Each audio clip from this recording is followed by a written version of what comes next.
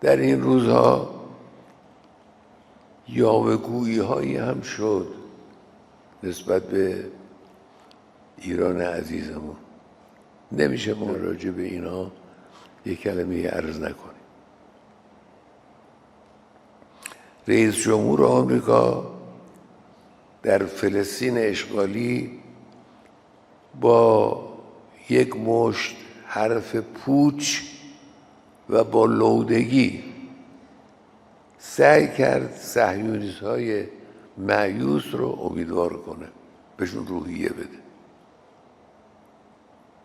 تحلیل من از سفر رئیس جمهور آمریکا به داخل فلسطین اشغالی و این کارهایی که کرد و این حرفایی که زد اینه: اینا مایوسن، اینا در جنگ 12 روزه اونچنان سیلی خوردن که باور نمی کردن، توقعشون نداشتن، مایوس شدن.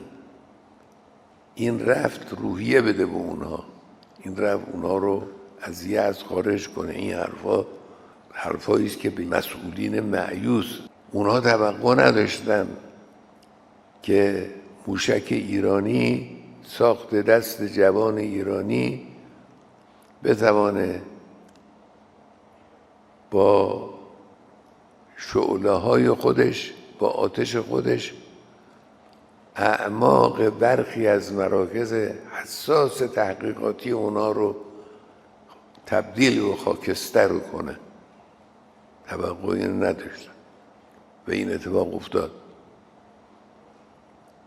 اینا توانستن به اعماق برخی از مراکز مهم رژیم صهیونی نفوذ کنند و اونا رو تخریب کنند، نابود کنند. این موشک رو جوانهای ایرانی ساختن. این رو ما از جایی نخریدیم، این رو ما از جایی کرایه نکردیم. این ساخت جوان ایرانیه، این شناسنامه جوان ایرانیه.